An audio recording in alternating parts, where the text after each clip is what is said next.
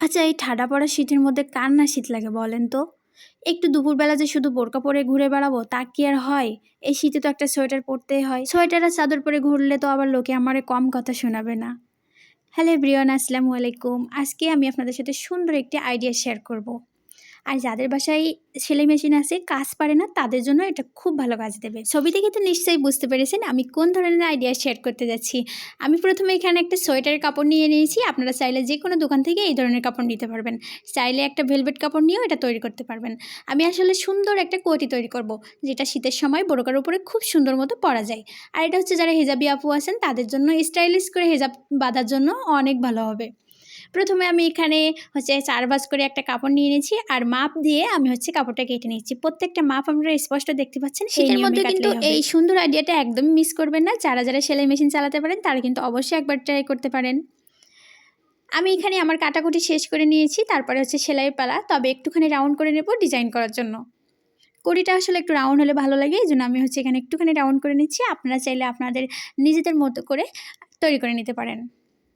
এখানে আমি হচ্ছে শার্ট কলার বসাবো। তার জন্য হচ্ছে প্রথমে আমি আরমোল সাইডটাতে হচ্ছে পাইপিং করে নেব। যেহেতু আমার এখানে কম কাপড় ছিল, আধা গজায় আমার এটা তৈরি করা হয়ে যাচ্ছে। সেজন্য আমি চিকন করে পাইপিং করে ভিতরে এটা সেলাই করে দিব। এই যে আমার দেয়া শেষ। এবার হচ্ছে পুরটা জুড়ে নিচ্ছি আর হচ্ছে এবার কলারটা তৈরি করে নেব। পুরো ডিটেলসে কলার তৈরি করাটা আমি দেখালাম না। যদি আপনাদের মনে হয় যে আপনারা বুঝতেছেন না, অবশ্যই কমেন্ট করবে।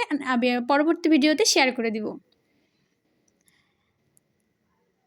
এখানে হচ্ছে গলার মাপটা নিয়ে নেব, যে কলারটা কতটা লম্বা হবে সেটা হচ্ছে বোঝার জন্য এখানে গলার মাপটা নিয়ে নিচ্ছি।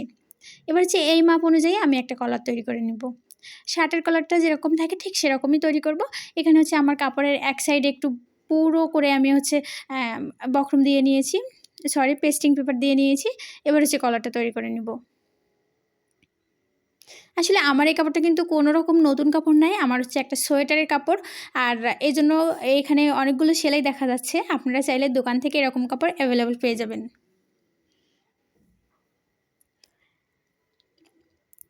কলারের জন্য হালকা একটু শেপ দিয়ে নিলাম। এবার হচ্ছে সুন্দর করে সেলাই করে এটা হচ্ছে উল্টিয়ে দেব।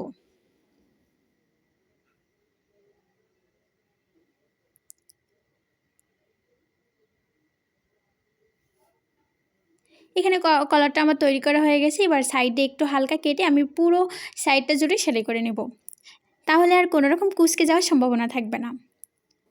এটা যেহেতু শীতের আর এই কাপড়টা কিন্তু একটা সোয়েটারের কাপড়, এজন্য হচ্ছে ভিডিওতে কতটা বোঝা যাচ্ছে জানি না। তবে হচ্ছে এমনিতে কাপড়টা অনেক নরম ছিল, কুঁচকে যাওয়ার সম্ভাবনা থাকে। এইজন্য হচ্ছে আমি এখানে একটা ডাবল করে সেলাই দিয়ে নিয়েছি। এরপরে কলারটা সুন্দর করে বসিয়ে দিচ্ছি। আপনাদের যদি বুঝতে একটু অসুবিধা হয়, আমার আপুরা যারা আছেন তারা কিন্তু অবশ্যই কমেন্ট করবেন যে এটা কোন জায়গায় বুঝতে অসুবিধা হয়েছে। আমি নেক্সট ভিডিওতে অবশ্যই সেটা শেয়ার করে দিব।